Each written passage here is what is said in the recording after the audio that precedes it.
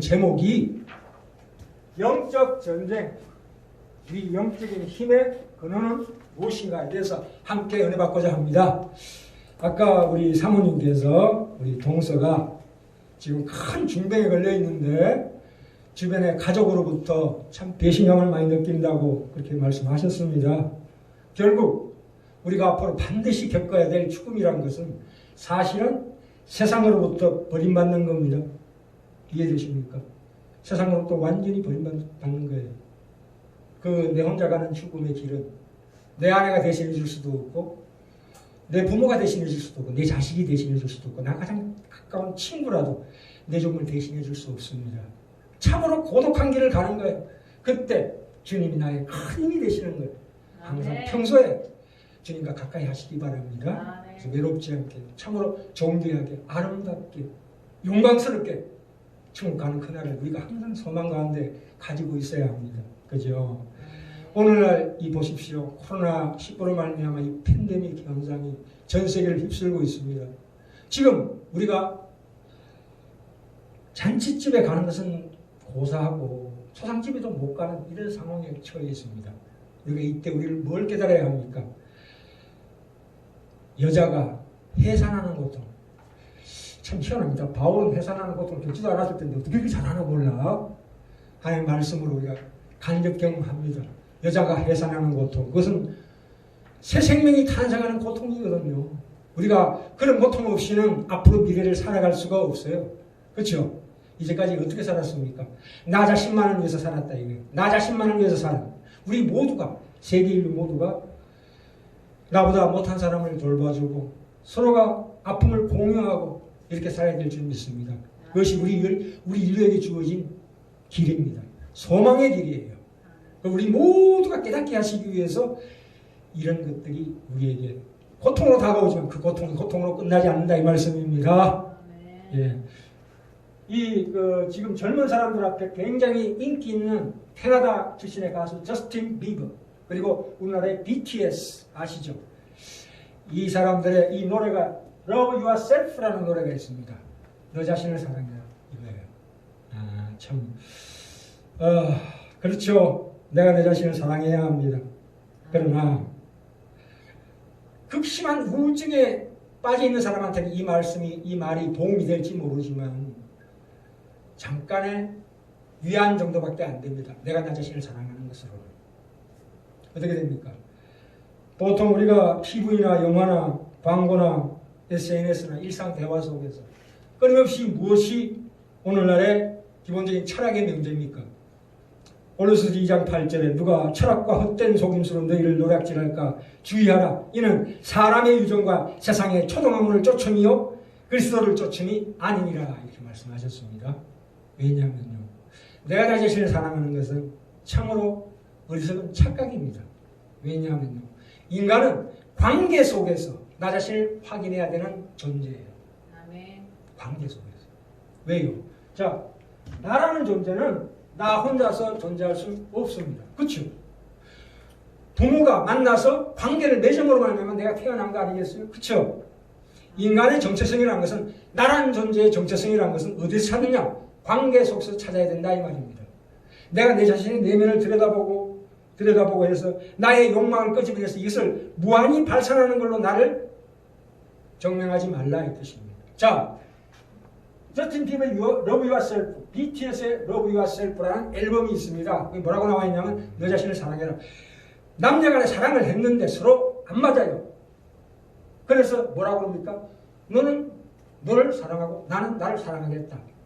찢어지자 이 얘기예요. 말하자면 나는 내 혼자 사는 게 편하다. 너도 네 혼자 사는 게 편할 거야. 이렇게 얘기하는 게 Love Yourself예요. 이게 오늘날의 철학입니다. 가정을 깨는 거예요.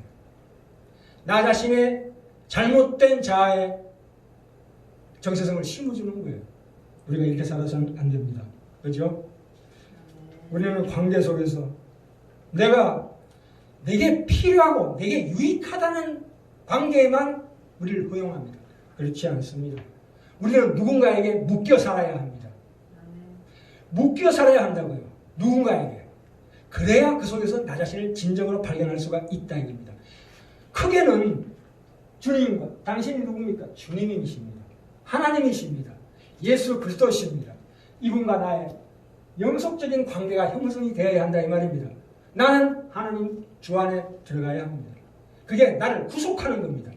그것이야말로 나의 진정한 존재의 정체성을 찾는 길입니다. 그것이 없이는 도저히 나란 존재에 대해서 아무 의미를 알 수가 없습니다. 혼자서 살아보십시오. 그게 되지 않습니다. 그래서 우리가 세상에 결혼이라는 것도 그래요. 그리고 자녀 양육 같은 것도 그렇고 부모 자식 간의 관계도 그래요. 내게 이득이 되는 것만 취하자 이거 아니에요. 이게 인간의 죄악된 속성이에요. 우리는 타인과의 관계에서 나를 확인해야 합니다. 그것이 하나님의 형상입니다. 이 결혼이라는 것도 그렇고 또 이 관계라는 것도 그래요. 결혼은 전혀 다른 사람들끼리 만나는 게 정상이에요. 전혀 달라요. 살아온 환경도 틀리고 성격도 틀리고 모든 게 다 틀리고 완전히 다른 자가 만나는 거예요. 자, 이거와 똑같아요. 우리가 옛날에 우리 70년대에는 사랑의 징표로 어떤 이만한 어떤 뭔가를 사가지고 반으로 딱 쪼갭니다. 그렇죠? 왜요? 퍼즐 같은 거지요. 자, 이렇게 원이 있으면 이렇게 쪼갭니다. 자, 너는 하나 네가 갖고 하나는 내가 갖자. 그래서 나중에 다시 만나자. 만났을 때 탁 붙이면 탁 하나가 되잖아요. 그렇죠? 그러면 나와 너는 전혀 다른 존재는 이질적인 존재라고요. 그렇죠? 우리 둘을 이어주는 게 뭐가 있을까요? 우리가 주님 안에 들어갈 때만이 이것이 진정한 하나가 되는 거예요. 아멘. 우리가 주님 안에 들어가지 않으면, 하나님 안에 들어가지 않으면, 하나님을 믿지 않으면 타인과 내가 하나가 될 수가 없어요. 아멘. 특히나 부부관계는 더해요. 창세기 2장 8절에 보시면 참 기가 막힌 말씀이 나옵니다.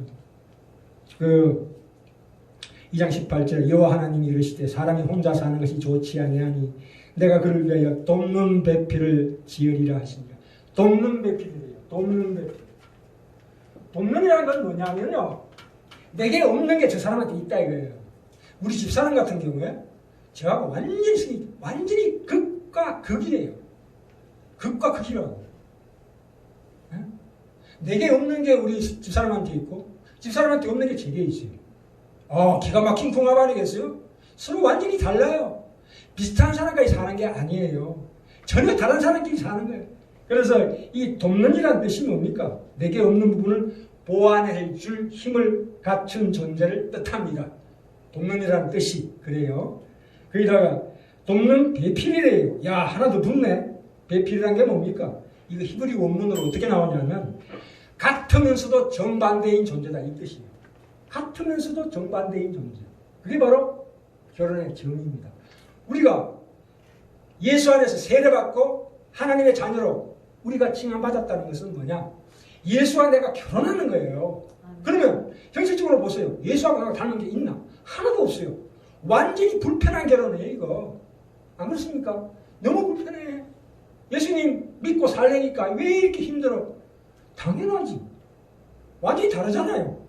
그런데 그 속에 하나님 형상이 있어요. 예수님은 하나님 형상이 있고 나도 하나님 형상이 있는 존재예요. 예수님은 하나님이시면서도 신성이 있으면서도 이 인간성도 있으신 분. 그래서 눈물도 흘리고 고통을 느끼기도 하시고 그렇잖아요. 그래서 우리가 주 안에서 우리가 하나 된다는 게 이렇게 귀한 겁니다. 우리 영적인 힘은 어디에서 나옵니까? 오직 주 안에서 나오는 거예요. 아멘. 주님이야말로 참으로 귀한 우리의 근원적인 힘입니다. 세상 철학이 아닙니다. 그 살아있는 우리가 라이브한 이 은혜를 받으시기 바랍니다. 지금 코로나로 말미암아 팬데믹 현상이 일어났는데 전 세계적으로 신구약의 권위자인 톰 라이트라는 사람하고 월터 브로그만이라는 사람이 책을 냈습니다. 조그마한 책자를 냈는데 그게 뭐라고 나와 있냐면 아까 제가 말씀드렸죠. 로마서 8장 22절에 모든 피조물이 탄식한다. 지금 전 세계가 다 탄식의 소용돌이 속에 들어가 있습니다. 그러나 그 탄식은 그 고뇌와 해산의 고통을 통해서 더 새로운 길로 갈 수 있다 이 뜻입니다. 그 얘기를 했습니다. 물론 아주 쉬운 얘기지만 트럼프도 그 얘기했어요. 좋은 얘기 하나 했어요. 갑자기 코로나가 사라질 것이다. 이렇게 얘기했어요. 물론 그게 일부는 맞습니다만은 꼭 맞는 말은 아닙니다. 우리가 희망을 가지고 살아야 합니다. 그러나 새로워지기 위해서는 반드시 어떤 과정을 거쳐야 된다 이거예요. 무슨 고통입니까? 극심한 고통의 과정을 거쳐야 한다. 이제 나만을 위해서 살던 삶을 이제 이웃을 위해서 나눠주며 살아야 될 시대가 왔다 이거예요. 그것이 우리 전 인류가 살아가는 진정한 길입니다. 이 새로움이라는 것은 안락한 것이 아닙니다. 우리가 나 혼자 행복감에 젖는 게 아니에요. 고통을 함께 분담하는 겁니다. 내 아내의 고통이 나의 고통이 되고 내 이웃의 고통이 나의 고통이 되는 이런 하나님의 은혜가 우리가 임할 줄 믿습니다. 그렇죠? 참 우리는 이 출애굽기 성경 구약에 보시면 그 애굽에서 이집트에서 이스라엘 백성들이 그 고통 가운데 종살이하는 그 고통 가운데 하나님 우리를 구원하여 주시옵소서 부르짖을 때 하나님께서 그래 너희들 내가 구원하겠다. 하나님이 먼저 와서 구원하신 게 아니고 부르짖으니까 오셨다 이거예요. 이게 얼마나 의미심장한 말이에요. 그래서 우리의 부르짖음이 먼저예요. 먼저 해야 됩니다. 우리가 진정한 기도를 드려야 될 때가 왔습니다. 그렇죠? 이 하나님의 선물을 받으려면 그에 상응한 대가를 치러야 합니다. 내가 그토록 평소에 아끼던 거 하나를 희생해야 합니다. 그게 먼저예요. 내가 뭔가를 놔야 합니다. 나를 잡고 있는 하나님께 가까이 가지 못하게 막는 나의 무언가가 있을 거예요. 자기 욕망이. 그거 하나 놔야 합니다. 그래야 하나님의 은혜가 임합니다. 내가 이전에 누렸던 것을 포기하고 회개하고 내어주고 양보해야 합니다. 참 이런 얘기 드리면 이 심리의학자들은 불편하게 생각하지만 그러나 그게 진실입니다. 우리가 어떤 하나를 놔야 탄식과 충격 그 당혹감 속에서 내가 뭔가를 놔야 하나님의 은혜가 온다는 것은 진리입니다. 우리가 앞으로 너무 낙관적으로 사시면 안 됩니다. 항상 물론 절망 가운데 소망을 바라보는 그렇죠? 너무 기뻐해도 안 됩니다. 너무 행복하면 안 돼요. 적절하게 행복해야 합니다. 이게 우리가 나아갈 길입니다. 우리가 고난 없는 부활은 있을 수가 없습니다. 우리는 언젠가 죽음 앞에 맞추실 겁니다. 그러나 그 잠깐 순간의 고통 그 이후에는 부활이 우리를 기다리고 있습니다. 아멘. 죽음이나 출산의 고통이 없는 새로운 창조는 있을 수가 없습니다. 반드시 그 고통이나 그 트라우마, 새로움에 따르는 대가를 우리가 치러야 합니다. 우리가 끝없이 편안해지고자 하고 누군가의 위로를 받고 싶어하고 사치 부리고 싶고 낭비하고 싶고 끊임없는 자기 욕망에 탐닉에 들어가는 것을 이제 조금씩 걷어가야 할 시대가 왔다 이 말입니다. 아멘. 자, 오늘 본문으로 갑시다. 너무 심각하게 시작했는데요. 오늘 우리가 신자로서 영적인 힘의 근원은 무엇인가에 대해서 은혜받고자 합니다. 우리는 보통 신앙생활할 때 나의 문제를 주님께 맡겨버리라 그러지만 사실은 그게 아닙니다. 맡겨버리는 문제가 아니에요. 주님의 힘을 내가 주님을 통해서 내가 자라야 되고 내가 강해야 되고 내가 싸워야 하는 문제다 이거예요. 영적인 투쟁이라는 것은. 주님의 힘을 내가 내 것으로 해야 되는 과정이 있어야 된다 이거예요. 그냥 완전 주님께 맡긴다는 걸로 만족하시면 안 돼요. 기도가 그렇게 돼서는 안 돼요. 주여 내가 짐이 무겁사오니 주님 맡아주십시오. 이거 아니라고요. 주님 내가 내게 주어진 이 짐을 능히 극복하고 이겨나갈 수 있는 힘을 주시옵소서. 이렇게 기도하는 것이 우리의 기도여야 합니다. 그것을 어떻게 우리 것으로 만드는가? 주님의 힘을 어떻게 나의 것으로 만드는가의 싸움이에요. 그죠? 내 세상 살아가는 나의 힘의 원천은 주님이십니다. 내 지혜의 근거요. 내 힘의 뿌리입니다. 그렇다고 해서 주님이 나를 대신해서 산다는 건 아니에요. 내가 살아야 합니다. 그것이 오늘 요한복음 6장 35절의 양식이라. 내 가날 때 주님은 나의 생수시요 내가 배고플 때 생명의 떡이라는 말씀의 뜻입니다. 그걸 나의 힘의 에너지로 쓰면서 세상을 살아라 이 뜻입니다. 53절 가볼까요? 53절. 53절. 제가 읽겠습니다. 53절, 6장 53절. 예수께서 이르시되 내가 진실로 너희에게 이르노니 인자의 살을 먹지 아니하고 인자의 피를 마시지 않으면 너희 속에 생명이 없느니라. 내 살을 먹고 내 피를 마시는 자는 영생을 가졌고 마지막 날에 내가 그를 다시 살리리니 내 살은 참된 양식이요 내 피는 참된 음료로다. 내 살을 먹고 내 피를 마시는 자는 내 안에 거하고 나도 그 안에 거하나니 살아계신 아버지께서 나를 보내심에 내가 아버지로 인하여 사는 것 같이 나를 먹는 그 사람도 나로 인하여 살리라. 이야, 참 그죠? 우리가 지금 어떤 에너지를 갖고 있습니까? 주님은 나의 힘이십니다. 그런데 주님은 나의 힘이십니다. 고백하면서도 그 주님의 힘을 무엇에서 먹습니까? 세상에 아까 있죠. 사치하는 것, 내 편안한 것, 나의 욕망을 위해서 주님의 힘을 써먹지 않으십니까? 그것은 생명의 양식이 아닙니다. 그건 썩는 양식입니다. 출애굽에서 이스라엘 민족들이 하늘에서 만나가 내리고 불기둥과 구름 기둥으로 인도함 받았지만 결국은 가나안 땅에 못 갔습니다. 가나안이 뭡니까? 천국인과 동시에 예수 그리스도 안에 사는 삶을 가나안이라고 합니다. 그때 하나님 주신 이 세상 살아가는 우리의 모든 먹을 거, 입을 거, 마실 거를 그런 생명의 양식으로 받아야 합니다. 그렇죠? 어떻게 살라고요? 내 욕망을 위해서 살지 말고 하나님이 기뻐하시는 것을 위해서 살아라 이 뜻입니다. 물론 거기에는 수많은 고통이 있습니다. 내 것을 내려놓아야 하는 그 고통이 있지만 그 고통을 감수해야 합니다. 감수해야 합니다. 희생 없는 대가는 절대 없습니다. 내가 그토록 사랑하던 세상적인 것을 하나는 놔야 합니다. 저는 이 세상 살아오면서 끊임없는 내게 주어지 내 속에 있는 그 내면 속에 있는 그 욕망을 하나 내려놓고 있습니다. 그게 나의 천국 가는 길입니다.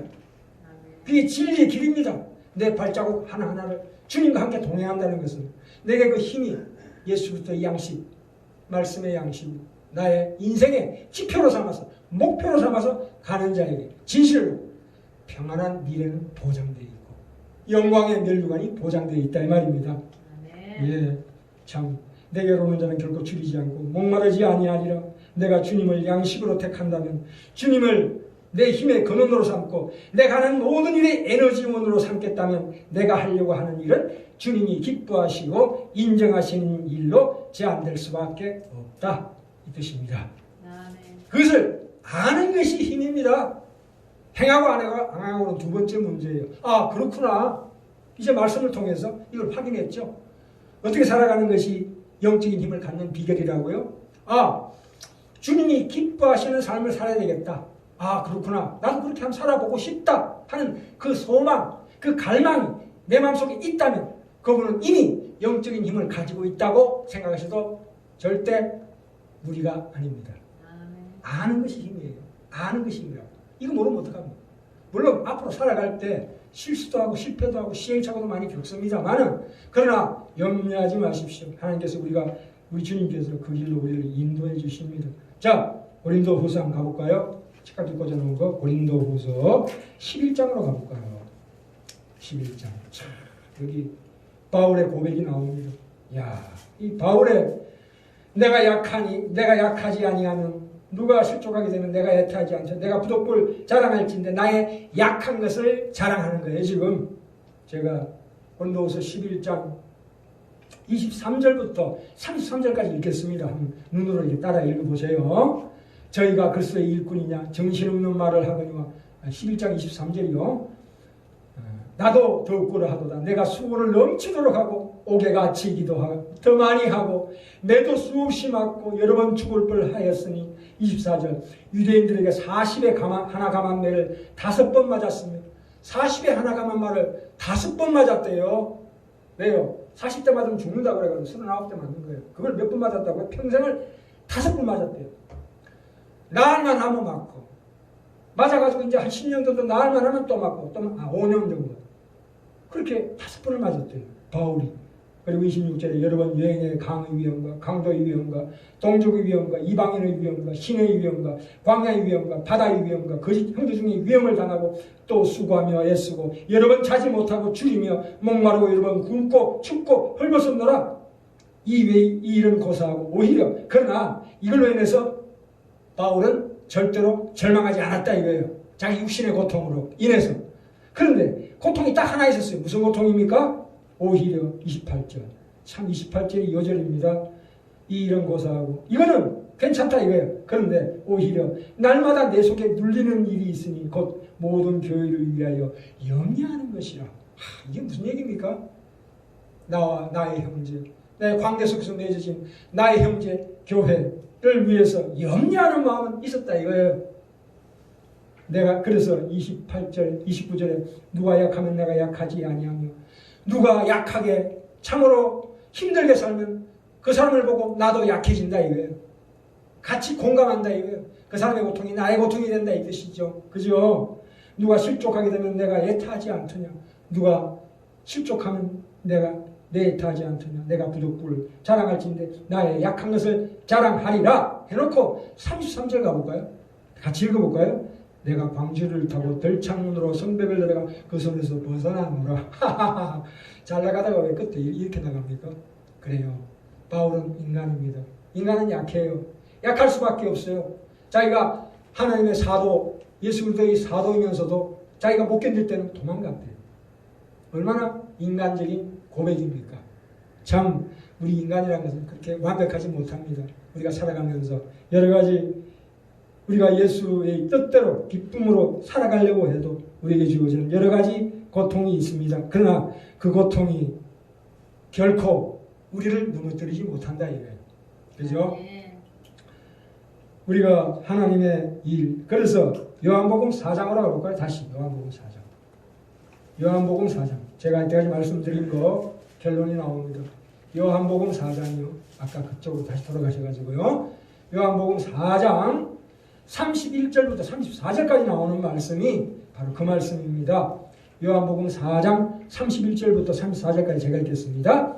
이제 예수께서 사마리아 여인 5번 결혼하고 실패한 사마리아 여인에게 와서 복음을 전파하고 난 다음에 31절의 말씀이 나옵니다. 그 사이에 제자들이 청하여 가로되 랍비여 잡수소서. 정신 잡수시라 이 말입니다. 이때가 정오예요. 가라사대 내게는 너희가 알지 못하는 먹을 양식이 있느니라. 아니 예수님이 점심 안 먹은 건 우리가 아는데 양식을 갖다 드리니까 예수님께서 뭐라고 그러셨습니까? 32절 가라사대 내게는 너희가 알지 못하는 먹을 양식이 있느니라. 33절 제자들이 서로 말하되 누가 잡수실 것을 갖다 드렸는가 한데 34절이 요절입니다. 예수께서 이르시되 나의 양식은 나를 보내신 이의 뜻을 행하며 그의 일을 온전히 이루는 이것이니라. 그렇죠? 제가 말씀드린 바 되죠? 우리 양식이 뭐라고요? 하나님이 기뻐하시는 뜻, 예수님의 기뻐하시는 것을 행하는 것이 우리의 양식이랍니다. 우리 생명의 양식이랍니다. 영적인 힘의 근원이랍니다. 우리가 이 말씀을 우리 마음 깊이 새기시고 참으로 아버지 하나님이 뜻대로 살아가는 우리 귀한 지라는 교회 형제자매들 다 되시길 바랍니다. 마지막으로 히브리서 5장 14절에 보시면 저희는 지각을 사용함으로 연단을 받아 선악을 분별하는 자입니다. 우리가 이 세상 살아가면서 얼마나 많은 실패와 고통과 수많은 시행착오 속에 삽니까? 그러나 그런 것을 통해서 그 연단을 받은 사람만이 이제서야 하나님 제가 회개합니다. 여기까지 저 혼자만을 위해서 살았습니다. 이제는 저 혼자만을 살지 않고 주님의 기뻐하시는 바를 마음으로 새기면서 그걸 하려고 노력하는 삶을